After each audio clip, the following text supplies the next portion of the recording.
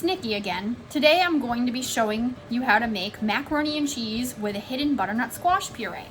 You can also do this with cauliflower or broccoli, but I think butternut squash matches the color best, and that's what the book recommends, so that's what we're going to be doing today. Again, that book is called Deceptively Delicious. So I'm just going to show you the ingredients you need to start. First off, you need 1.5 cups of elbow macaroni. I use gluten-free. You're going to need non-stick cooking spray. You're going to need a tablespoon of olive oil. You're going to need a tablespoon of flour. I use almond flour because it's gluten-free. You're going to need a 1/2 cup of milk. I'm going to be using almond milk, but you could use any type of milk. The recipe calls for some sort of skim or non-fat milk because it's healthier for the kids. You're going to need a 1/2 cup of butternut squash puree, which I made some up in here. I boiled down a butternut squash and then pureed it with some water. You're going to need 1.5 cups of reduced fat cheddar cheese. You're going to need 4 ounces, which is about a 1/4 cup of reduced fat cream cheese. Finally, you're going to need 1/2 teaspoon of salt. You're going to need 1/8 teaspoon of paprika and 1/8 teaspoon of pepper. And now we can get started.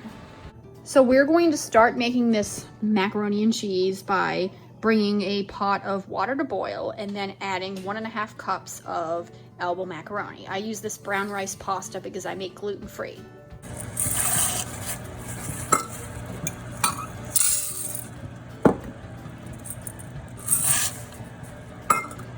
And this is going to cook for about 8 to 9 minutes. So now that we have our elbow macaronis put aside, we're going to start the rest of the mac and cheese.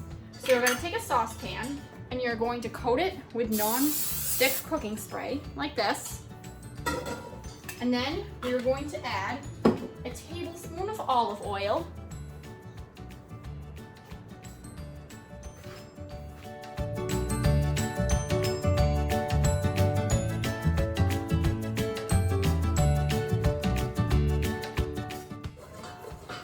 we're going to stir this until this becomes a paste. Usually 1 to 2 minutes. You don't want it to brown too much.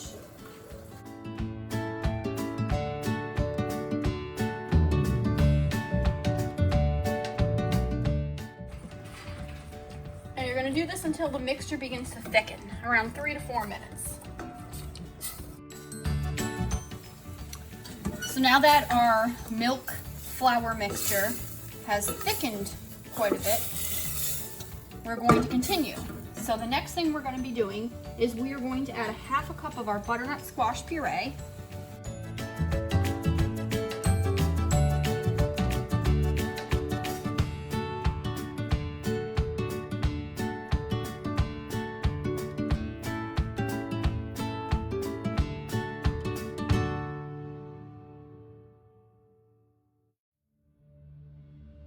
And our 1.5 cups of reduced fat cheddar.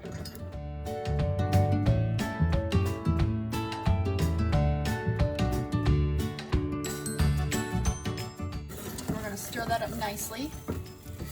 As you can see, it's thickening.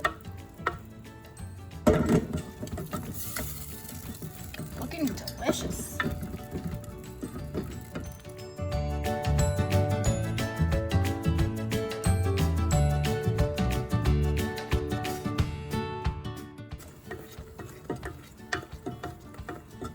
We're going to stir until the cheeses look melted and the sauce is nice and smooth. So that looks pretty good. And the last step is we add in those macaronis that we cooked earlier.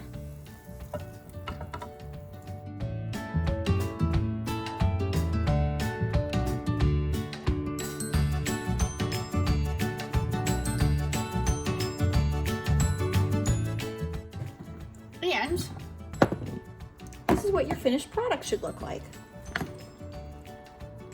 Butternut squash mac and cheese. It's really good. And you can't even taste any vegetable in it.